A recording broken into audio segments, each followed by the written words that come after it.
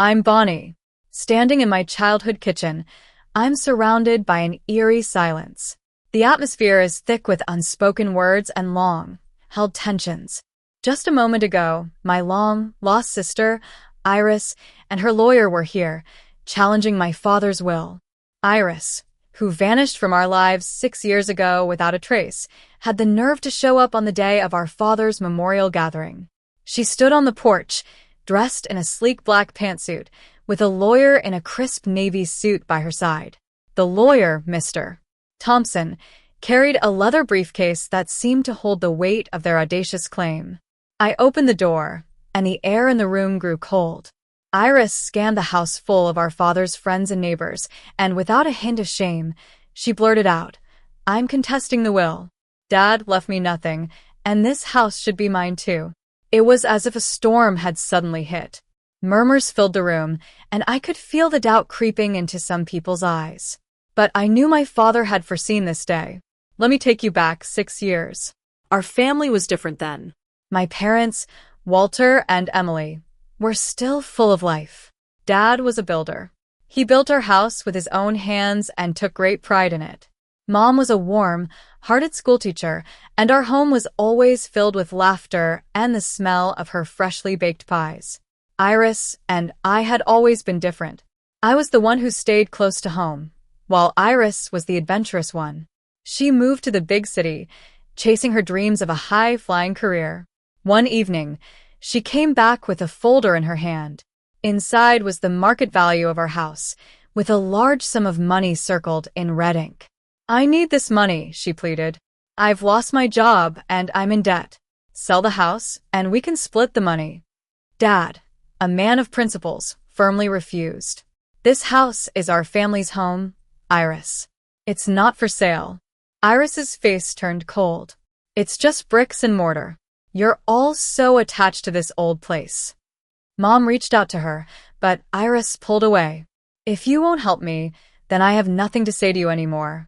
And with that, she slammed the door and drove away. That was the last time we saw her for 6 years. I tried to keep in touch. I called, I texted, and I even sent her birthday cards. But all my efforts were in vain. A year later, Mom was diagnosed with a serious heart condition. She was in and out of the hospital, and I was by her side every step of the way. I rearranged my work schedule at the local library, where I'd been working for years, to take care of her. Dad was heartbroken, and he started to withdraw into himself. Mom fought bravely for 2 years, but eventually, she lost the battle. It was a Sunday morning, and I held her hand as she took her last breath. Dad was on her other side, silent and stoic. We had a small funeral, filled with Mom's colleagues, friends, and neighbors. Iris didn't come. I called her, but all I got was her voicemail. After Mom's death, Dad wasn't the same. He started spending late nights at the kitchen table, poring over old documents and writing things down in his careful, messy handwriting. I thought it was just grief, but now I realize he was preparing for this moment. A year and a half ago, Dad started showing signs of heart trouble. The doctor diagnosed him with congestive heart failure. I knew what it meant. I'd seen it in the books I'd read at the library. I took over his care, making sure he took his medications on time and cooked him healthy meals. Our neighbor, Mrs. Jenkins, was a dear soul. She brought us homemade meals every week and kept Dad company on the porch while I ran errands. "You're an angel, Bonnie," she'd say. "Your dad is lucky to have you." But not everyone saw it that way. At a family gathering, my cousin Lucy pulled me aside and said, "People are saying you're just staying here for the house." I didn't respond. I knew the truth, and that's all that mattered. One evening, as Dad was lying in bed, looking weaker than ever, he motioned for me to come closer. "Bonnie, I need you to call Mr. Thompson tomorrow. He's a lawyer in town." I'd never heard Dad mention a lawyer before. "Okay, Dad," I said. "But what's it about?" He squeezed my hand. "Don't ask, not yet." Dad passed away on a cold Tuesday morning, exactly 6 years and a week after Iris left. I was right beside him. I watched as his breathing slowed down and finally stopped. It was the most painful thing I've ever experienced. I sat beside him for a long time, just holding his hand, before I called the ambulance. I planned his funeral alone. I picked his favorite flowers, lilies, just like we did for Mom. I wrote the obituary, called the pastor, and sorted through his clothes to find the suit he wore to Mom's funeral. I didn't try to contact Iris.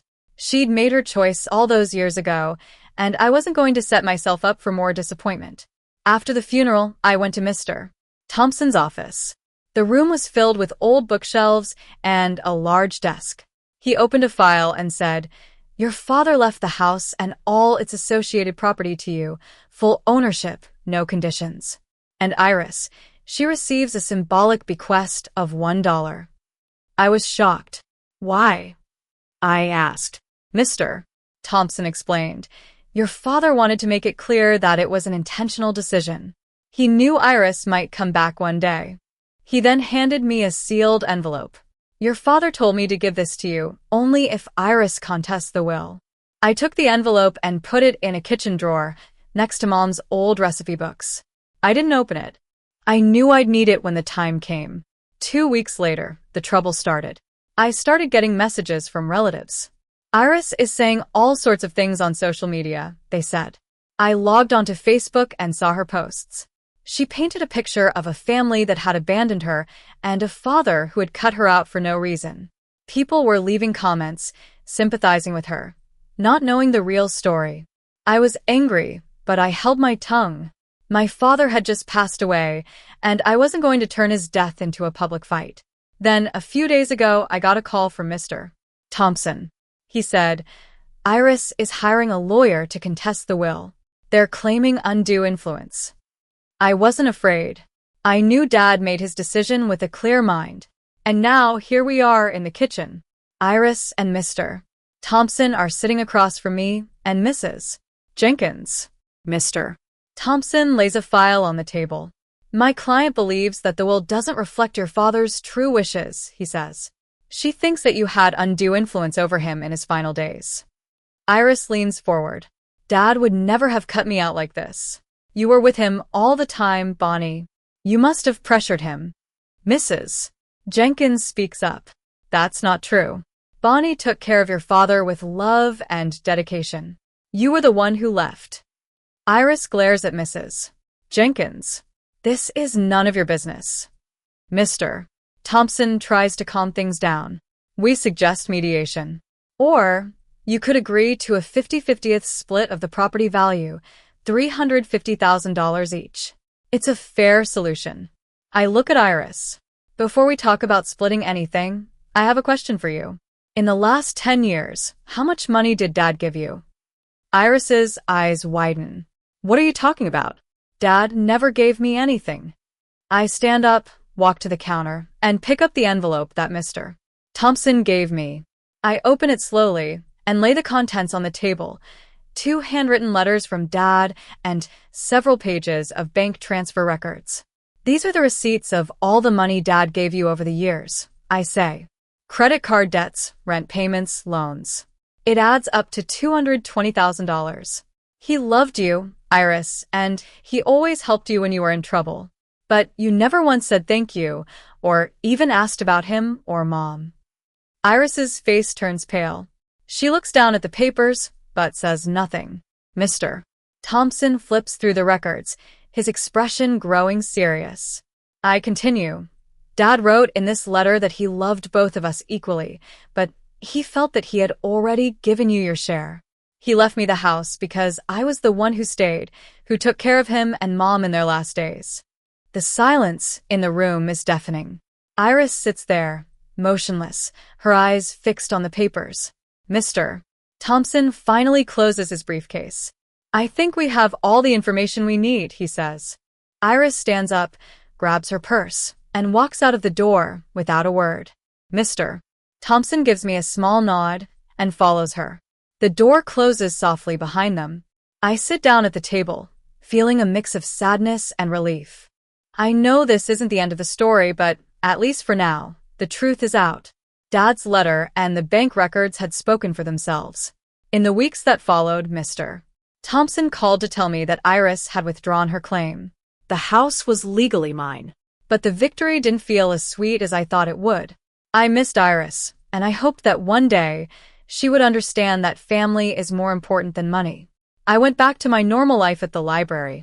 I spent my weekends fixing up the house, working on the small projects that Dad had never gotten around to. I found a shoebox in the attic filled with all the birthday cards I'd given Dad over the years. He had kept every single one of them, and that made me realize how much he had appreciated my presence in his life. I didn't block Iris's number, but I also didn't reach out. I knew that if she ever wanted to mend things, she would know where to find me. For now, I was content to stay in this house, surrounded by the memories of Mom and Dad and the quiet knowledge that I had done the right thing.